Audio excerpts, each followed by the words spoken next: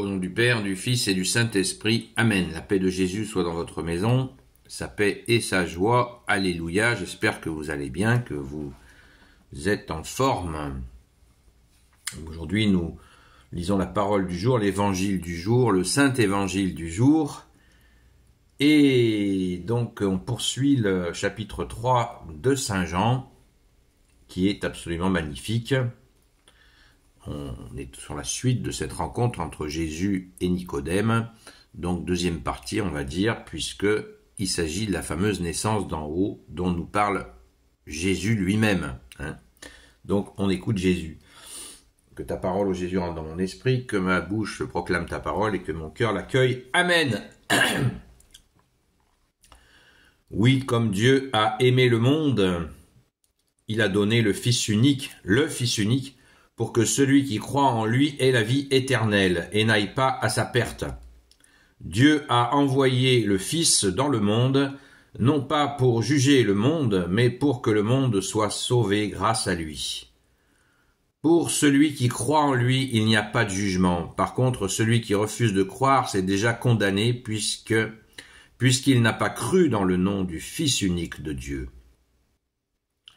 Le jugement, c'est cela même. La lumière est venue dans le monde et les hommes ont choisi les ténèbres plutôt que la lumière, car ils faisaient le mal. Celui qui fait le mal n'aime pas la lumière, et il ne vient pas à la lumière, car alors il deviendrait clair que ses œuvres sont mauvaises. Au contraire, celui qui fait la vérité vient à la lumière, pour qu'on voit clairement que toutes ses œuvres ont été faites en Dieu. Gloire au Père, au Fils et au Saint-Esprit, maintenant et toujours, et pour l'éternité. Amen. Merci Jésus.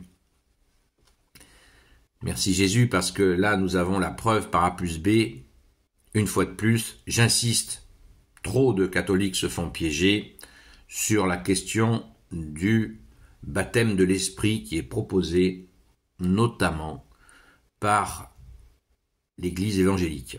Donc, je ne fais pas une fixette sur le sujet, je redis à mes frères catholiques et mes sœurs que le baptême pour naître de nouveau que fait l'Église évangélique n'est pas valable. Voilà. Il n'est pas le baptême nécessaire pour naître de nouveau.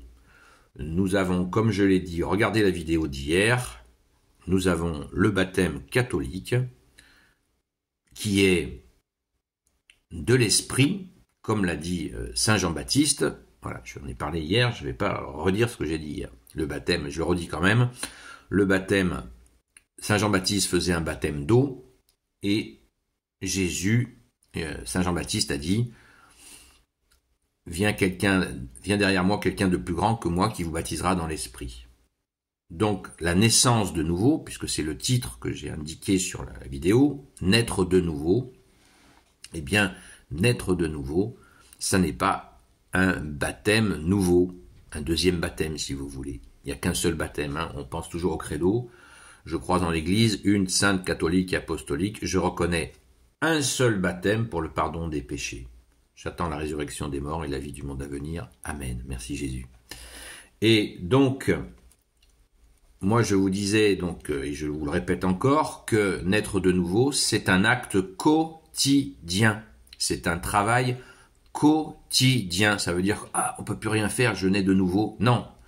Dans chaque situation que nous avons, nous pouvons naître de nouveau en écoutant Jésus en nous, qui nous envoie la dose d'esprit qu'on est capable d'assurer, d'accueillir, et on fait face aux situations de la vie quotidienne, non par la chair, mais par l'esprit que nous accueillons, comme je viens de le dire. Et c'est ce que Jésus nous dit. Il nous dit, celui qui fait le mal n'aime pas la lumière, au verset 20. Il ne revient pas à la lumière, car alors il deviendrait clair que ses œuvres sont mauvaises. Si vous faites un baptême, un nouveau baptême soi-disant de l'esprit, un deuxième baptême, ça n'existe pas le deuxième baptême, mais bon, ceux qui se font piéger par ça, eh bien, vous pensez que c'est fini, ils ne peuvent plus faire le mal? Que tous leurs actes sont dans la lumière? Tous, Nous sommes tous pécheurs. Pas baptisés, baptisés, nous restons pécheurs. Donc nous faisons des erreurs. Ce qui va changer la donne, c'est notre conscience d'accueillir le Fils unique, comme ça nous est dit. Nous accueillons Jésus, bien-aimé Jésus, nous t'accueillons. On accueille l'esprit, la forme, la quantité d'esprit, l'esprit que tu vas nous donner, nous l'accueillons et nous essayons au maximum, selon nos souhaits, nos capacités, à mettre en œuvre ce que nous suggère l'esprit, c'est ça, de naître de nouveau. Voilà, dans telle et telle situation. Je répétais un exemple simple. Quelqu'un est agressif envers vous. Si vous lui répondez « Qu'est-ce qu'il y a ?» Voilà, vous faites de la surenchère. Là, vous n'êtes pas du tout, vous n'êtes pas du tout dans une nouvelle naissance. Vous êtes au ras des pâquerettes, comme celui qui vous agresse. Alors que si vous lui dites bon, moi je vous ai rien fait là, qu'est-ce qui se passe,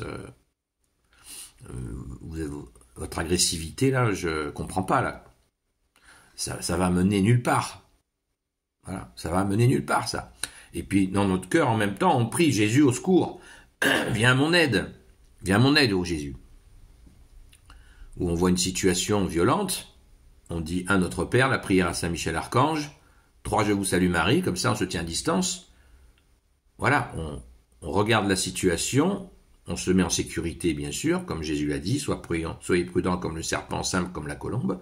On se met en retrait, il ne s'agit pas de jouer les oraux et de sauter dans le tas, mais on n'est pas non plus indifférent, on passe son chemin comme si on n'avait rien vu, on prie, voilà. Donc on fait rentrer sur terre, eh bien, le Sauveur, puisque nous prions pour cette situation-là qui est sous notre nez et qui est violente. Voilà, c'est ça naître de nouveau. Et les exemples sont innombrables. Innombrables. On fait des actes dans la foi. Voilà. On a une naissance, une nouvelle naissance, mais comme tu nous le dis, bien-aimé Jésus, à chaque jour suffit sa peine et demain s'occupera de lui-même.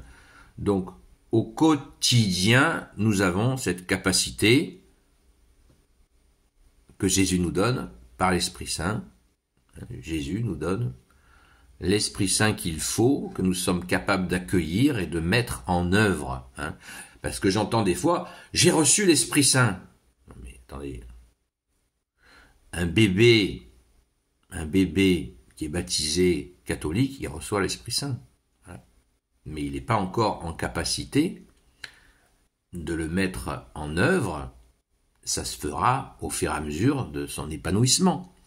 Et d'où l'importance d'éduquer les enfants au catéchisme, à la foi catholique, qui consiste à justement mettre en œuvre. Quand on est catholique, c'est pas une application de lois multiples et variées.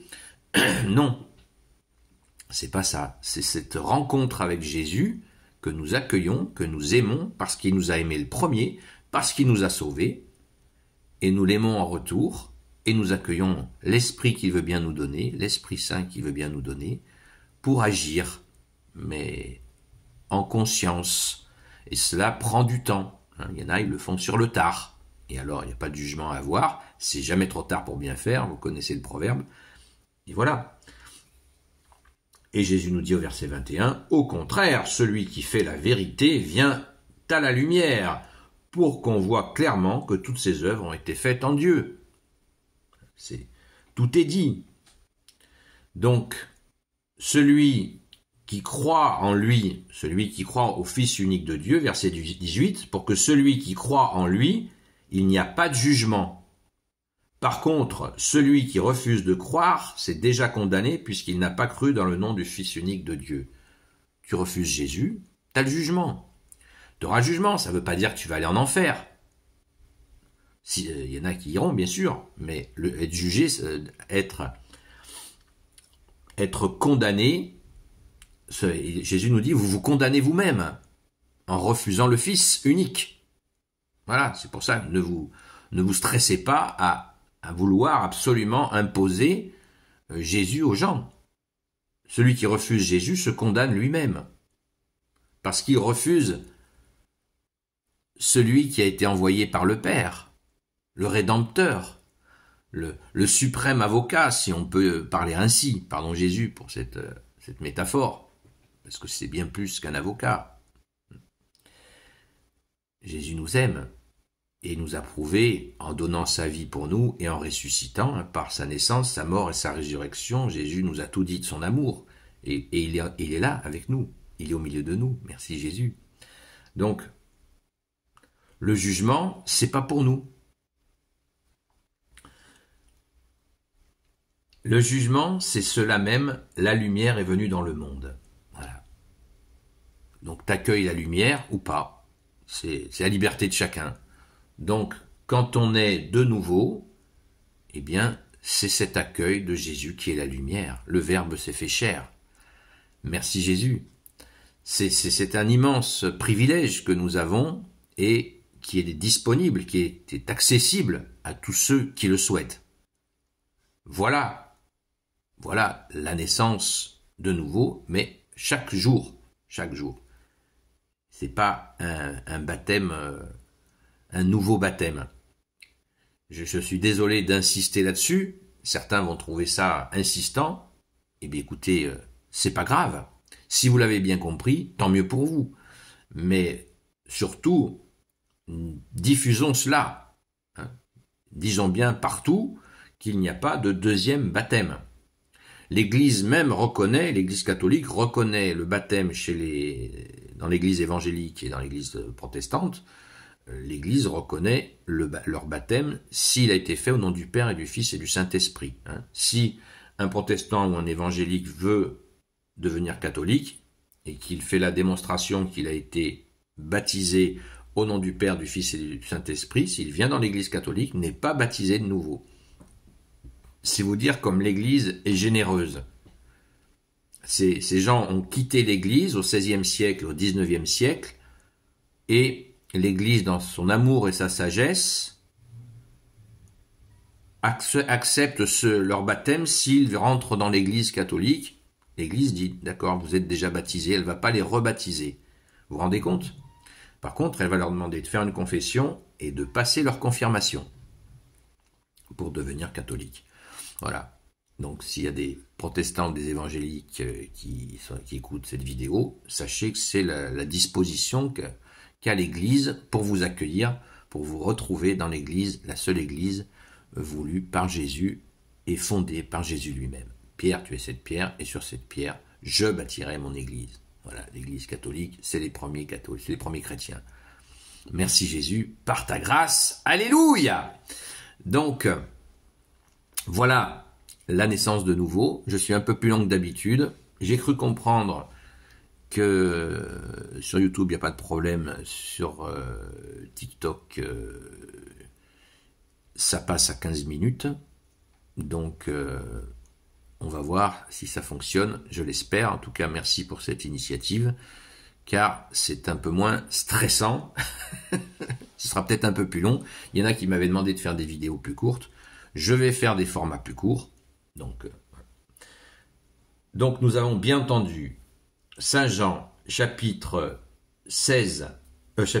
3, versets 16 à 21, et je vous invite à le lire du verset 1, bien sûr, au verset 21, chapitre 3. Parce que cette naissance de nouveau, elle est source d'abus, comme nous le disons dans la Sainte Église catholique apostolique. Amen. Gloire au Père, au Fils et au Saint-Esprit, maintenant et toujours et pour l'éternité. Amen. Ô Jésus, toi qui peux tout et qui portes tout, toi le Sauveur, toi l'Emmanuel, je te confie toutes celles et ceux qui regarderont cette vidéo, ainsi que leurs proches, selon ta seule volonté, ô Jésus. Sainte Marie, Reine des cieux, toi l'Immaculée Conception, toi qui écrases le serpent, toi qui as la lune sous tes pas, toi notre Mère, Notre-Dame, Saint Joseph, toi le juste et le saint, toi le sage, toi la terreur des démons, toi le saint gardien de la Sainte Église catholique apostolique, Sainte Marie-Madeleine, notre chère sainte patronne, et vous tous les saints et saintes amis de Jésus, Saint Michel Archange, Saint Gabriel Archange, Saint Raphaël Archange, et vous tous les anges qui servez Jésus, je vous confie toutes celles et ceux qui regarderont cette vidéo, ainsi que leurs proches. Bonne journée à vous dans la paix de Jésus, et à très vite.